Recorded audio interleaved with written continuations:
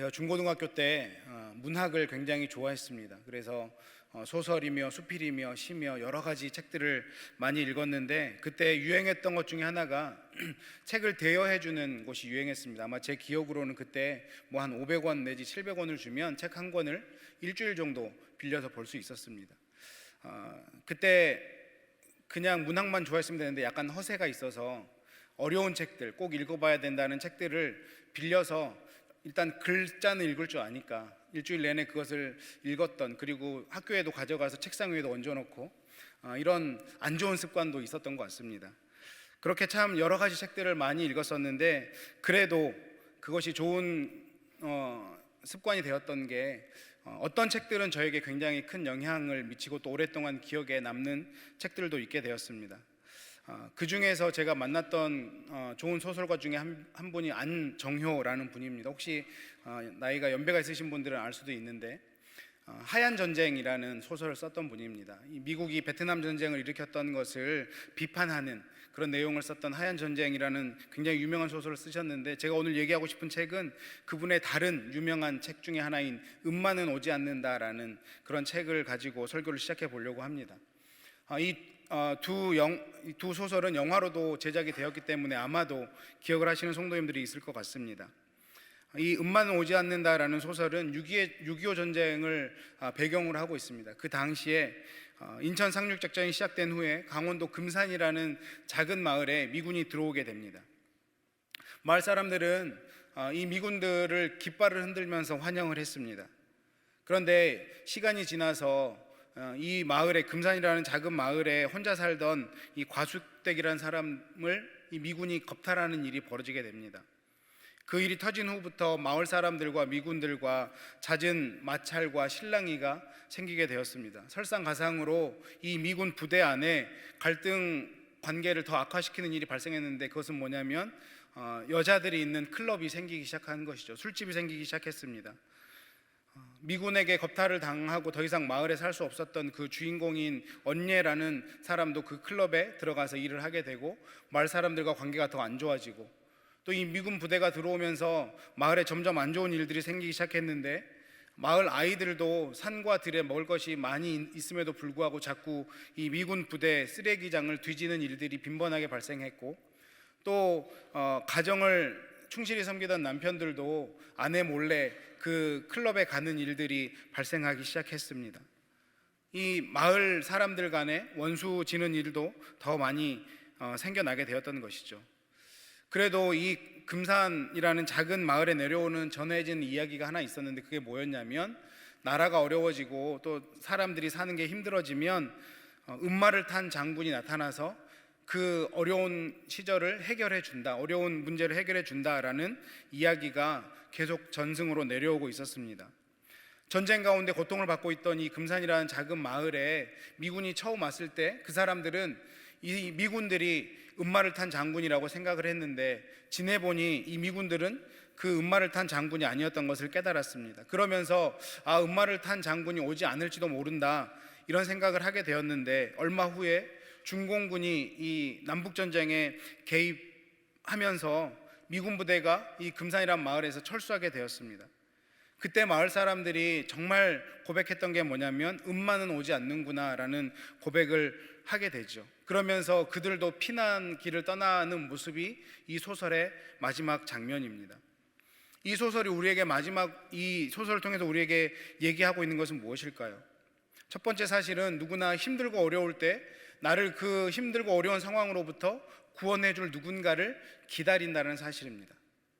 이 소설이 얘기해주는 더 중요한 두 번째 사실은 무엇이냐면, 우리가 아무리 애타게 기다려도 그 음마를 탄 장군은 오지 않는다라는 것이죠. 세상 모든 사람들은 나를 구원해 줄 누군가를 기다립니다. 나를 어려움으로부터 구출해 줄 누군가를 기다리며 살아갑니다. 나라가 어렵든지 직장 생활이 어렵든지 본능적으로 나를 이 위기로부터 건져낼 누군가를 기다리는 것이 우리의 본능이죠. 하지만 나를 구원하고 나를 어려움 속에서 건져낼 그분은 예수 그리스도밖에 없다라는 사실을 우리는 반드시 깨달아야 될 것입니다. 오늘은 대강절의 세 번째 주일입니다. 대강절은 간절한 마음으로 누군가를 기다리는 절기입니다. 당연히 그 누군가는 예수 그리스도이십니다. 그런데 잘 생각해 보면 기다림이라는 단어는 우리 삶에 그렇게 인기 있는 단어는 아닙니다. 대부분의 사람들은 기다리는 것을 그렇게 즐겨하지 않습니다. 왜냐하면 기다리는 것을 시간 낭비라고 생각하거나 아니면 기다리는 사람은 능력 없는 사람이다라고 우리가 흔히 생각해 버리기 때문입니다. 그런데 가만히 생각해 보면 우리 삶 속에 늘 기다림은 있습니다. 물건을 살 때도 기다려야 되고요, 음식을 먹을 때도 기다려야 됩니다. 비행기를 타고 어디를 가려고 해도 기다려야 됩니다. 그래서 사람들은 그 기다림을 최소한으로 해주는 VIP 대접을 좋아하는 것 같습니다. 놀이동산에 가봐도 기다리지 않은 사람들을 위한 더 비싼 익스프레스 티켓이 있고요, 비행기를 탄다 그래도 퍼스트 클래스나 비즈니스 클래스 같은 줄을 서지 않고 바로바로 비행기를 탈 수 있고 빨리 나올 수 있는, 그래서 사람들은 더 많은 돈들을 주어가면서 기다리는 것을 하려고 하지 않습니다. 그런데 우리는 늘 기다리면서 살아야 됩니다. 내 차례를 기다려야 되고 어떤 일을 했으면 그 결과를 기다려야 됩니다. 기다림을 우리가 부정적으로만 생각하지 말아야 됩니다. 기다림은 시간 낭비도 아니고 능력 없는 사람들이 하는 일도 아닙니다. 아마 우리 성도님들에게도 아마 기억 속에 남는 기다림들이 있을 것입니다. 저에게도 잊혀지지 않는 몇 가지의 기다림들이 있습니다. 제가 아내를 처음 만나서 데이트를 시작했을 때가 12월이었습니다. 굉장히 한국 겨울은 추웠던 날이었습니다. 겨울에 데이트를 시작했는데 어느 날 아내와 다시 만나기로 하고 아내가 살던 아파트 앞에 가서 놀이터에서 기다리기 시작했습니다. 만나기로 했던 시간보다 그래도 20분 전에 나가서 기다리는 게 예의라고 생각해서 기쁜 마음으로 가서 기다리기를 시작했습니다. 만나기로 한 시간이 지났는데 아내는 어쩐 일인지 나오질 않았습니다. 너무나 추운 겨울이었고 정말 한파였는데 10분, 20분이 지나면서 제 귀는 없어지는 것 같고 제 얼굴 피부도 없어지는 것 같았습니다. 30분, 40분이 지났는데 여전히 아내는 나오지 않았습니다.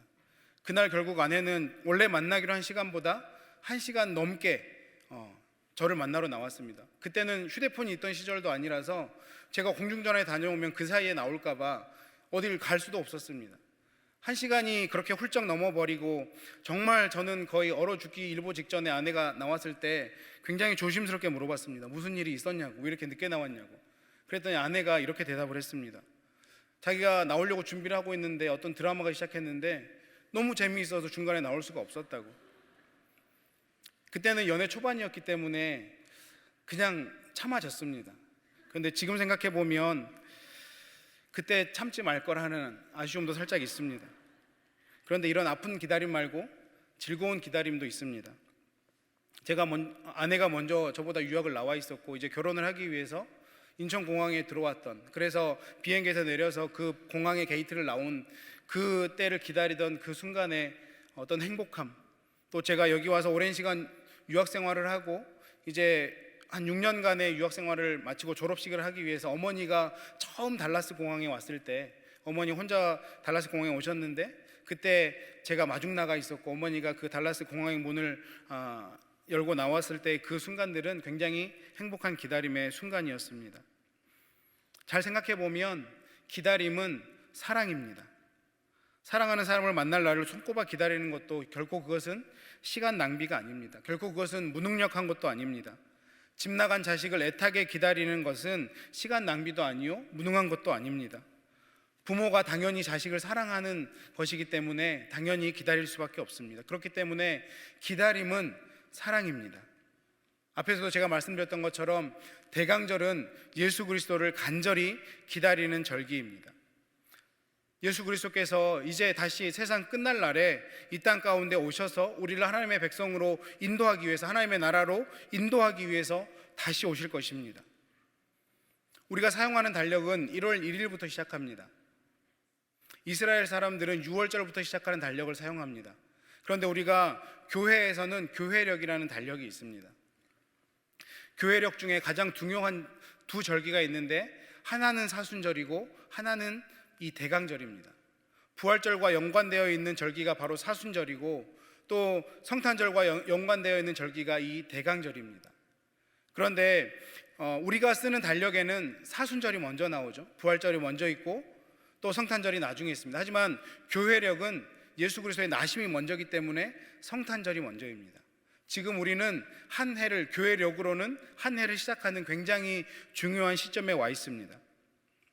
복음서에 보면 예수님을 기다리던 많은 사람들이 나와 있습니다. 마리아도, 요셉도, 동방의 박사들도, 목자들도, 또 시므온과 안나도 예수님을 간절히 기다리던 사람들이었습니다. 그들은 이 세상에 처음 오시는 예수님을 기다리는 사람들이었고, 저와 여러분은 이 세상에 다시 오실 예수 그리스도를 기다리는 사람들입니다. 그런데 오늘은 이 본문을 통해서 우리 입장에서의 대강절을 얘기하는 게 아니라 하나님 입장에서 대강절을 한번 살펴봤으면 좋겠습니다. 하나님 입장에서 이 대강절을 살펴보면 기다리는 대상이 달라집니다. 우리는 예수 그리스도를 기다리지만 하나님은 그 기다리는 대상이 달라지는 것을 이 본문을 통해서 우리는 배울 수 있습니다. 하나님 입장에서 보면 하나님이 자신의 자녀들이 자기에게로 돌아오기를 기다리는 이 대강하는 마음이 오늘 본문 속에 너무나 잘 나와 있습니다. 오늘 본문은 제가 설명하지 않아도 너무나 잘 아는 이야기입니다. 누가복음 15장 11절부터 24절까지는 우리가 흔히 탕자의 비유라고 하는 굉장히 많이 들었던 이야기입니다. 본문에 집을 나가서 아버지 가슴을 찢어지게 하는 탕자가 다시 되돌아오는 내용입니다. 우리는 이 이야기의 주인공을 탕자로 알고 있습니다. 그런데 이 이야기를 자세히 살펴보면 본문의 주인공은 탕자가 아니라 아버지입니다. 그냥 아버지가 아니라 집 나간 아들을 애타게 기다리는 아버지, 그 아버지가 오늘 본문의 주인공이라는 사실을 우리는 알 수 있습니다. 탕자가 아버지 품으로 돌아오는 과정을 우리가 다시 한번 살펴볼 필요가 있습니다. 탕자가 아버지께로부터 유산을 받고 집을 나갔습니다. 정말 멀리 갔습니다. 수중에 돈이 있을 때는 아버지를 전혀 생각하지 않았을 것입니다. 주변에 사람들이 따랐을 것입니다. 친구들도 많았고 그가 원하던 삶을 즐기는 그런 과정 속에는 전혀 아버지를 생각할 겨를이 없었을 것입니다. 그런데 그가 받았던 모든 돈을 이제 다 떨어졌습니다. 거기다가 엎친 데 덮친 격으로 그 나라에 큰 흉년이 들었다라고 말씀합니다. 부잣집 아들로 태어나서 잘 먹고 잘 살다가 처음으로 이제 굶게 되는 경험을 하게 됩니다. 아마 처음에는 친구들의 도움을 좀 받았을 것입니다. 그동안 베푼 게 있었기 때문에 친구들이 그래 내가 너 좀 먹여줄게 했을 것입니다. 그런데 이 나라에도 흉년이 들었기 때문에 그것을 끝까지 지속할 수 없었을 것이죠. 또한 아마 부잣집 아들로 살아왔기 때문에 자존심도 이만큼 높아 있었을 것이고 자존심 때문에라도 오랜 시간 동안 누구에게 손을 벌리는 생활은 못했을 것입니다.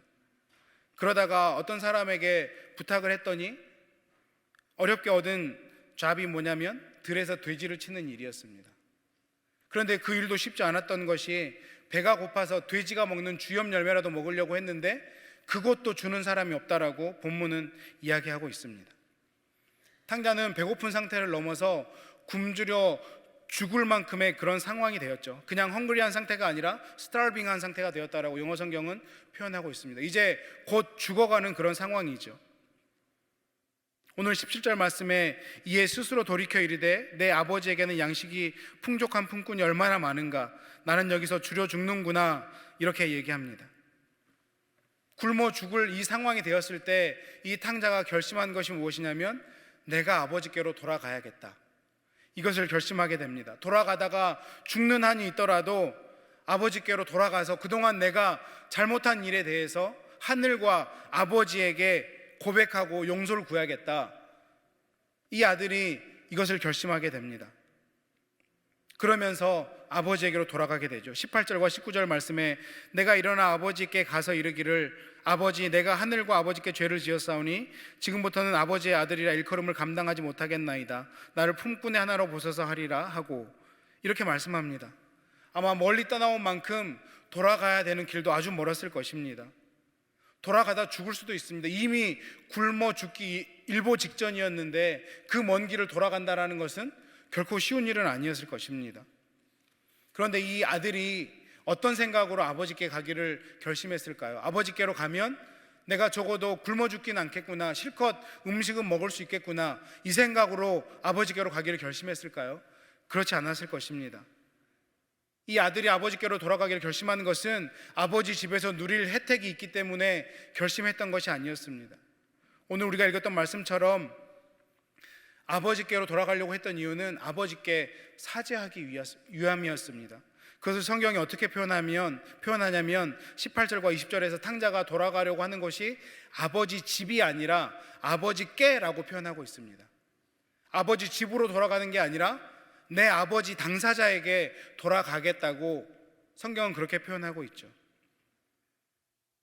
굶어 죽기 일보 직전이었던 이 탕자가 어떻게 살아서 아버지를 만날 수 있었을까?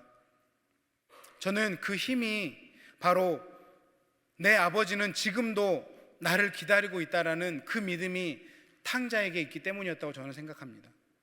내 아버지는 여전히 나를 사랑하고 있다, 그 믿음이 탕자에게 있었기 때문에 굶어 죽기 일보 직전이었음에도 불구하고 그 먼 길을 떠나기로 결심했고 아버지께 살아서 돌아갈 수 있었을 것입니다. 탕자의 생각처럼 이 아버지는 아들을 기다리고 있었습니다. 하루 이틀 기다린 게 아닙니다. 성경이 지금 주목하고 있는 아버지의 모습은 이 아들이 어떠함이 아니라 아들 자체가 돌아왔다라는 것을 성경은 아주 잘 표현하고 있습니다. 아버지는 아들이 집 나간 그때부터 돌아오는 날까지 계속해서 목이 빠지게 아들을 기다리고 있었습니다. 내 아들이 살아 돌아온 것만으로 아버지는 기뻐하고 있었습니다. 15장 24절 말씀에 이 내 아들은 죽었다가 다시 살아났으며 내가 잃었다가 다시 얻었노라 하니 그들이 즐거워하더라. 기다림은 사랑입니다. 집 나간 자식이지만 아버지가 아들을 사랑했기 때문에 그 오랜 시간을 기다릴 수 있었던 것입니다. 기다림은 사랑임과 동시에 기다림은 희망입니다. 아들을 향한 희망을 결코 포기하지 않았기 때문에 아버지는 아들을 기다릴 수 있었던 것이죠. 우리 삶 가운데 주어지는 이 기다림은 사랑이고 희망인 것입니다. 아버지의 그 사랑의 힘이 아들을 기다리는 그 기다림의 힘이 되었다라는 것입니다. 언제 돌아올지도 모르는데 아버지는 계속 이 아들을 기다렸습니다. 아버지는 아들이 돌아올 것을 믿었습니다. 탕자의 아버지를 통해 우리는 우리 하나님 아버지의 마음을 깨달을 수가 있습니다. 누가복음 15장 20절 말씀, 굉장히 우리에게 감동이 되는 말씀입니다. 이에 일어나서 아버지께로 돌아가니라. 아직도 거리가 먼데, 이 거리가 멀다라는 뜻이 어느 정도냐면 못 알아볼 정도의 위치를 얘기합니다. 서로 간에 거리가 멀다라는 거예요. 그런데 아버지가 먼저 그를 보고 치킨 여겨 달려가 목을 안고 입을 맞췄다라고 얘기합니다. 거리가 멀어서 못 알아볼 만한 지경인데 아버지는 아들을 알아보고 먼저 뛰어가서 아들을 안아주고 입을 맞췄다라는 것입니다. 이 아버지에 좀 더 우리가 주목해 보셨으면 좋겠습니다. 아버지에게 유산을 받아서 들뜬 마음으로 집을 뒤돌아서 떠나는 그 아들의 모습 말고, 그렇게 들뜬 마음으로 떠나는 아들을 아픈 마음으로 바라보고 있는 이 아버지의 모습, 잘 다녀오라고 웃음 짓고 있는 이 아버지의 모습을 우리가 주목했으면 좋겠습니다. 먼 나라로 가서 돈 귀한 줄 모르고 허랑방탕하게 그렇게 살던 아들이 아니라 아들이 집을 떠난 날로부터 하루도 거르지 않고 문 밖에 서서 아들이 오기만을 기다리고 있던 그 아버지의 모습을 우리가 주목해서 봤으면 좋겠습니다. 아버지는 아들을 떠나보내고 계속해서 한 곳에 머물렀을 것입니다. 하루에도 수십 번씩 동네 어귀를 나가보면서 아들이 떠났던 길을 혹시나 돌아오지 않을까 쳐다보는 것이 아버지의 하루 일과였을 것입니다. 그러던 어느 날, 그날도 아버지는 동일하게 그 길을 바라보고 있는데 아직도 거리가 먼데, 알아보기 힘든 거리인데 자기 아들이 돌아오는 걸 보게 된 것입니다. 아들을 정확하게 알아본 아버지의 모습입니다. 한번 생각해 보십시오. 아들이 집을 나갈 때 입고 있던 그 옷이 아니었을 것입니다. 요즘 같으면 아들이 탔던 차라도 있을 텐데 그런 차를 타고 오는 것도 아닙니다. 아들이라고 볼 만한 어떤 특징도 없는 아들입니다. 그냥 누가 봐도 거지입니다. 거지 한 명이 우리 마을로 오는구나, 이렇게 생각할 만한 그런 사람인데 아버지는 그 아들을 알아봅니다. 왜 그렇습니까? 사랑하는 아들이기 때문에 그렇습니다. 사랑으로 기다렸던 아들이기 때문에 그렇습니다. 기다림은 사랑입니다. 아들을 사랑하는 아버지가 한 일이 무엇입니까? 정확하게 아들을 알아본 아버지가 한 일이 20절 하반절에 네 가지로 나옵니다. 아버지가 그를 보고 치근히 여겨 달려가 목을 안고 입을 맞춥니다. 아들을 안아주는 일을 합니다. 아들을 알아본 아버지만이 이 아들을 안아줄 수 있습니다. 사랑이 없으면 절대 할 수 없는 일입니다. 이 아들이 어떤 아들입니까? 아버지의 뜻을 거역한 아들입니다. 세상에 나가 실패한 아들입니다. 재산을 허비한 아들이고 허랑방탕하게 살던 아들입니다. 그런데 이 아버지는 사랑의 눈이 멀었습니다. 오직 아들밖에 보이지 않습니다. 유대 문화에 나이 많은 어른이 나이 적은 아들에게, 나이가 적은 사람에게 달려가는 일은 없다고 합니다. 그런데 사랑의 눈이 먼 아버지는 한 걸음에 아들에게 달려갑니다. 목을 끌어안습니다. 입을 맞춥니다. 추한 몰골이 눈에 들어오지 않는 것입니다. 얼마나 악취가 날 텐데 그 악취도 느껴지지 않았습니다. 이 아버지의 마음이 어떻겠습니까? 세상을 다 가진 것처럼 그냥 그렇게 기뻤을 것입니다.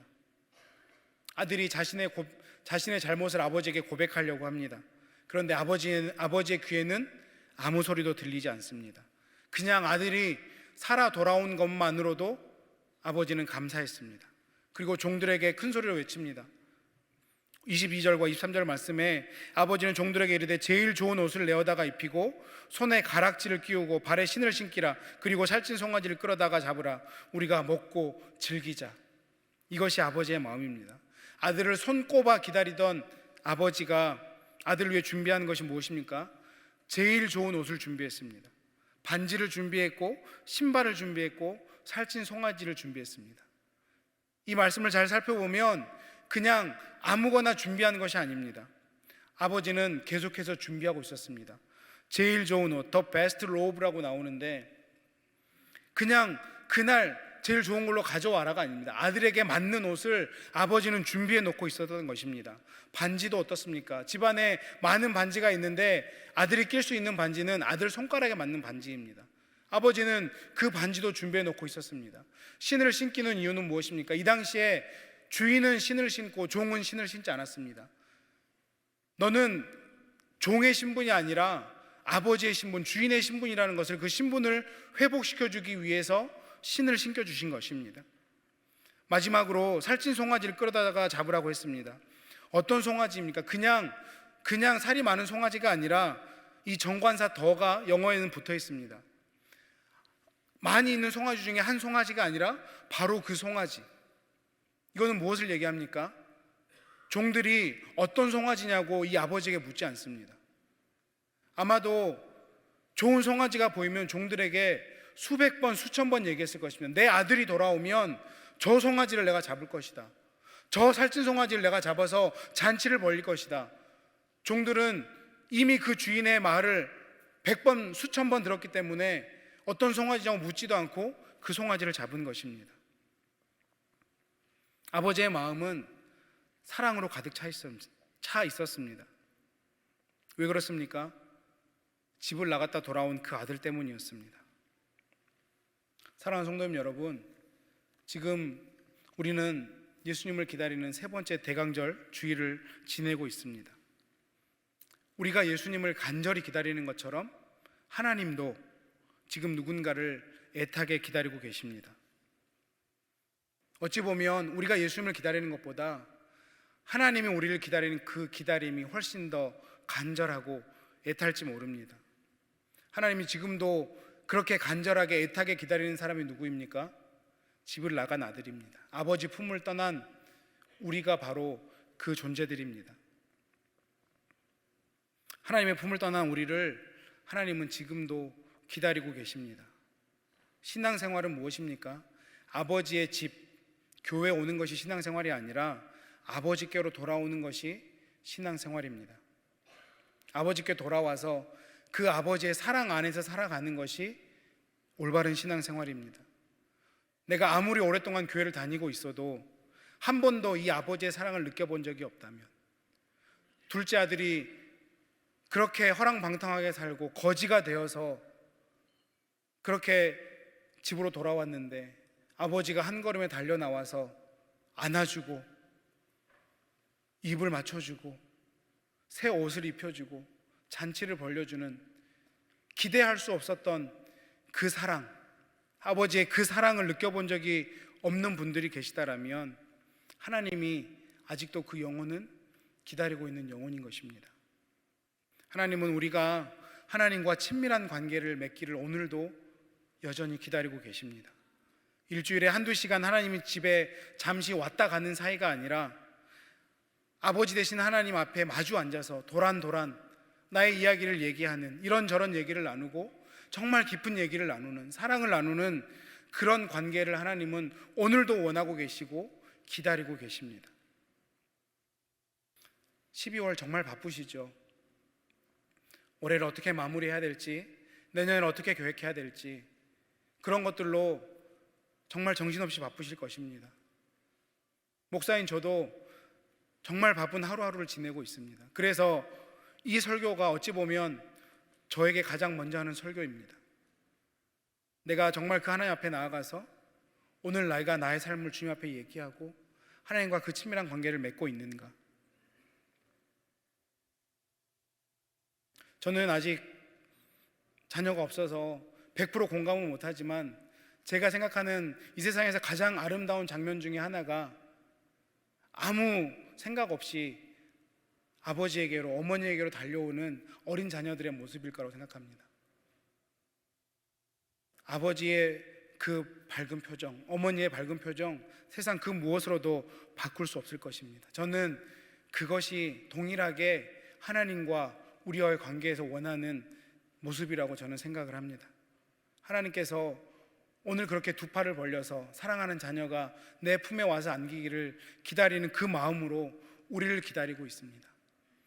대강절은 우리가 예수 그리스도를 기다리는 계절이기도 하지만 하나님이 집 나간 자녀가 그의 품으로 돌아오기를 기다리는 계절임도 우리는 잊지 말아야 할 것입니다. 이번 한 주간 어떤 마음으로 살아가시겠습니까? 정말 또 바쁜 한 주간이 시작될 텐데 그럼에도 불구하고 이 아버지를 우리가 만날 수 있는 한 주간이 되었으면 좋겠습니다. 여전히 사랑으로 우리를 기다리고 있는 그 하나님의 품에 안기는 한 주간이 되셨으면 좋겠습니다.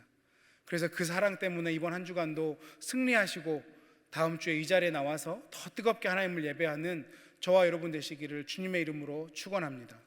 기도하겠습니다.